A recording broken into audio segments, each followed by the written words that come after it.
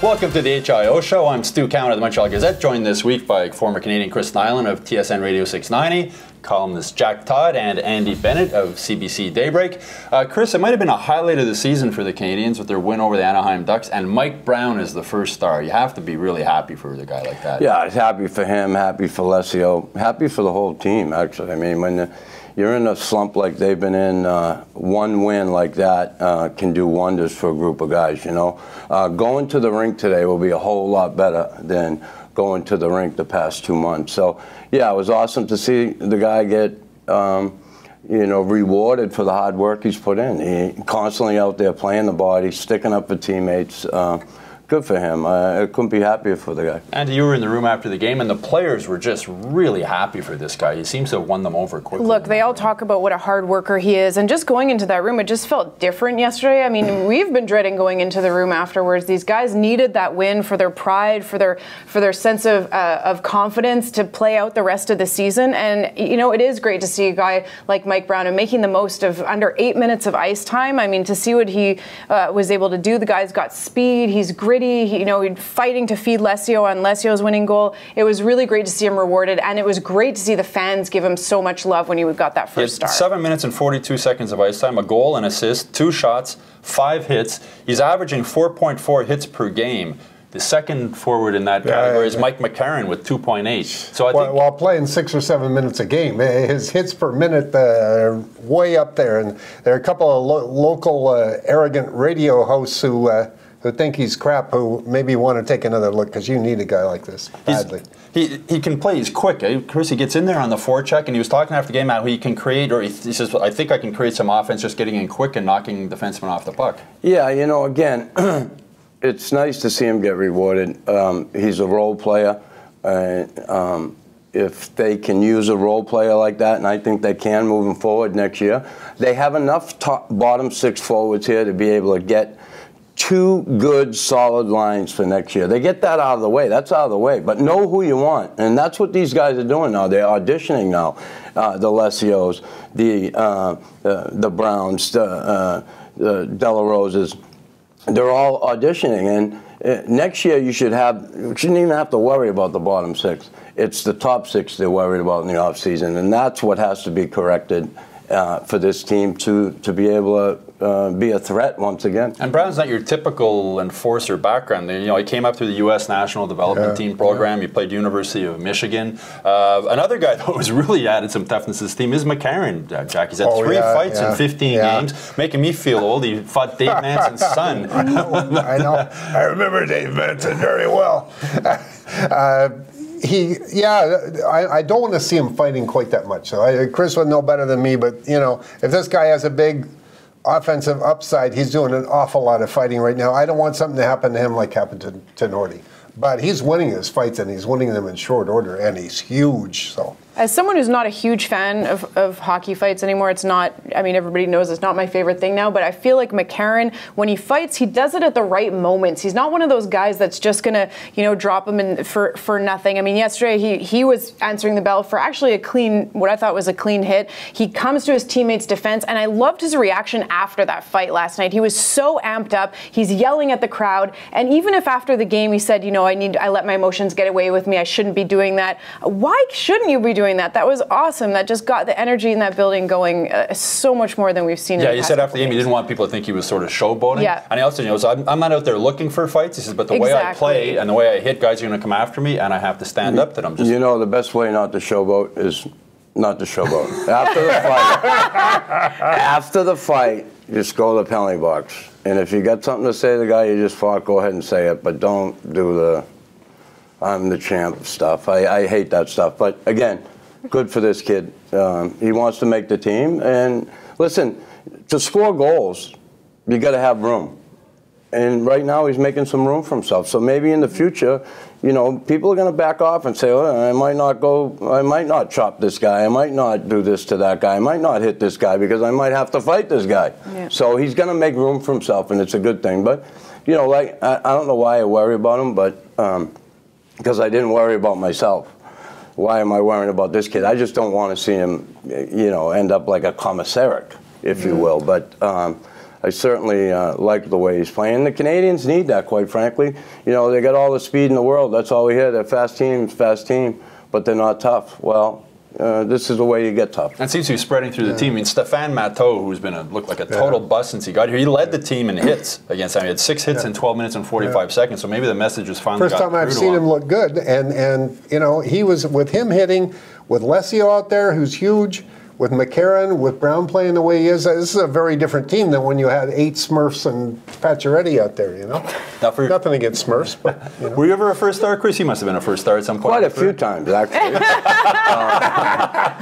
Yeah, I was a few times, believe it or not. I know I had a couple good games. I know the game against Winnipeg, Patrick Waugh's first game, I was a first star. And, you know, sprinkled in second, third a few times, but yeah. Certainly. The feeling, the reception you got from the crowd also after the game. I mean, it's the crowd hasn't turned on this team, Jack. It's you know, there was go Habs go chants. There was stuff going on that it's sort of surprising. You'd think, you know. You know, I think if they had 99% of their regulars in the lineup and they were playing like this, the crowd would have turned on them. But I think that, you know, they're fairly savvy hockey fans around here sometimes, and, you know, they know you're playing 10, 11 AHL kids in the lineup. They see the kids trying.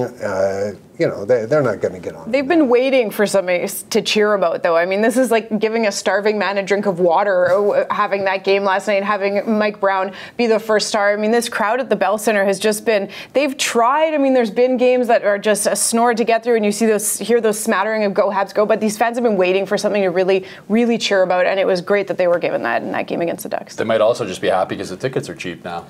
True, $6 tickets. Amazing how cheap at StubHub, they've been going for $9, $20, and the scalpers are taking a beating. It's been a tougher year for the scalpers than it has from the Canadians to this point. We'll be right back after a short break.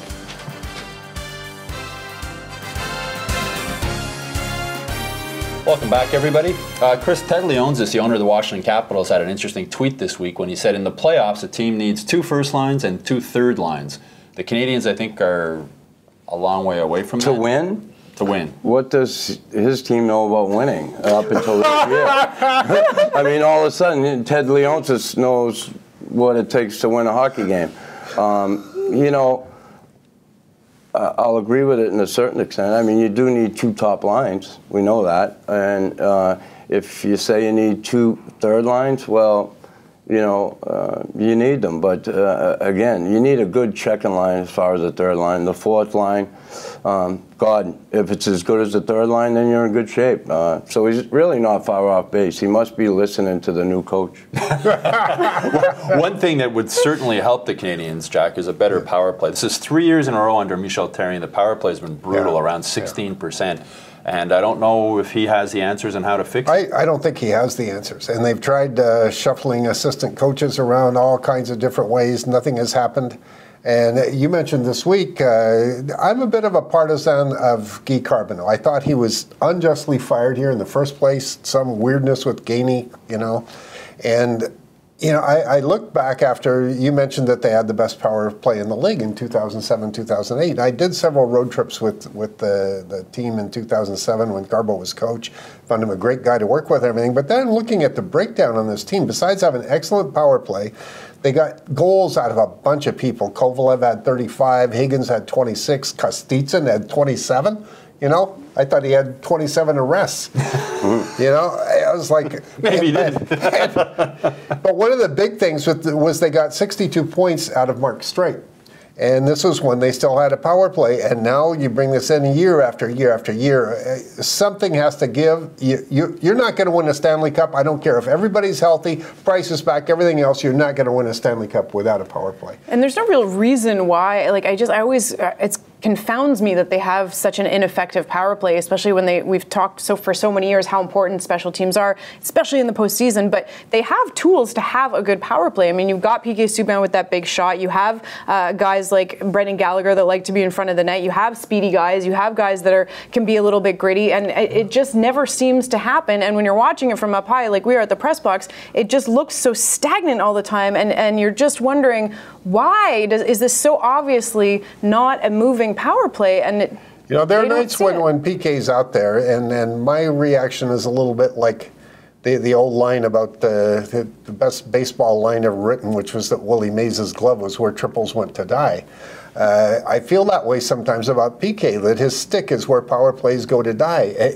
He gets it, and he's turning, he's twisting, he's doing everything in the world, except he's not moving the puck, and nothing's coming of it. I wonder if bringing Carbonneau back here, if he would come back and do your buddies with him. I don't know. I don't talk to him about it, to be honest with you. You know, they haven't had a real number one center on the power play. When you think about it, good power plays a lot of times start on the half board with true number one centers who can make plays and dish the puck good. And yes, good defenseman up top, but it seems like the catalyst on their power play is up top, and it's PK. And a lot of times PK comes up with the puck, turns back, and it throws everything off. So, and a lot of people take PK away now. Good defenders are going to take his shot away because they know it's as dangerous as anybody in the league. But when you take that away and you're left with the other three guys and you don't have that pure number one playmaking sentiment, it's tough to score on the power. With 8 games left in the season, is it worth even bringing PK back now and Gallagher and these injured guys? You just let them sit out? I would rather see him sit out. If there's any question, let him sit out. You're running auditions now. It's like training camp, extended training camp for next year. You don't risk Gallagher, you don't risk Subban, and for sure you don't risk Price, and none of the three should be in that farce of a Toronto Cup in the fall either. The win over Anaheim, though, Andy, it might have been the highlight of the year for this team. When you look at all the young kids they did have in the lineup. Look, I mean, here's the thing. You're playing in the NHL. You obviously are a very talented hockey player. And you get a game like that where you have guys playing at the top end of their abilities against a team like the Anaheim Ducks that are very comfortable in a playoff position right now, that may be taking a team like the Canadiens a little bit lightly, or perhaps not bringing their A game. Like, yes, of course, any team can beat any team in the NHL. But, I mean, the Canadiens are a team right now where, like, the stars have to be aligned for them to win a game. And that's what we saw against Anaheim. So, yeah, it was great. It was exciting. And thank goodness, because these are going to be a tough, handful of games to get through here. But, that's what we saw. Everything was working on that one night, and they won a game. As you mentioned, the room was a much more fun place to be in after the game against Anaheim. Darren Dietz got his first NHL assist. Joel Hanley had his first 2 NHL assists. Lucas Lacio, his first goal for the Canadiens. You must remember your first goal you scored? Yeah, I do. Yeah. And? Not one you want to talk about. Not a beauty? Did it ricochet off your Pete butt? Peters, and Bob Gainey was going the net, and he collided with Peters, and actually was laying on top of him. Doug Jarvis took the shot, and it snuck out to the side, and it was a wide open net, and I went in and I just poked it like that, and I was like, and Gainey's laying on. Today, Gainey would have been suspended.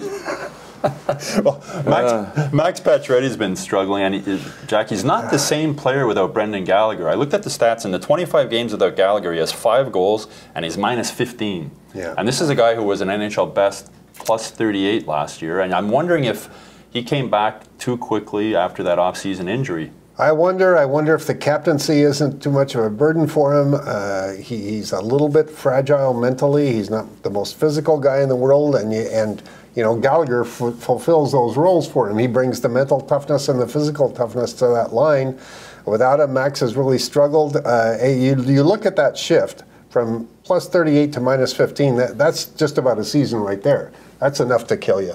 But isn't everyone fragile this year? I mean, what a horrible season to have to go through as a player, and your first year as captain, and the health and the injuries and everything that's going on. I feel worse for Plekanec and Markov to be going through this after you've been through all the long career. I don't so bad. I do when I look at the veterans, but you know what I mean? Thomas grabbed the bull by the horn. Same with you, Markov. You know what I mean? Yeah. So I don't really feel bad for him. I think these guys should have stepped into more of a leadership role and supported Max and help Max through this. I don't see it. Plekanec has 0 goals in the last 19 games. And after the loss against Calgary on Sunday night at the Bell Center, when we went in the room afterwards, the Canadiens PR people said Max would be available if we really needed to speak to him, but they wanted to give him a night off. But there was nobody with a letter in the room to meet the media. And that same night, I'm talking to Mike McCarron, and I asked him something about a missed opportunity against a team that had a goalie that hadn't played in a while, and he said, that's a question for more of the veteran players. And I looked behind me and I said, yeah, it'd be great to be able to talk to them, but unfortunately, there's nobody here. Well, that's it for this week's show. We'll speak to you all again next week.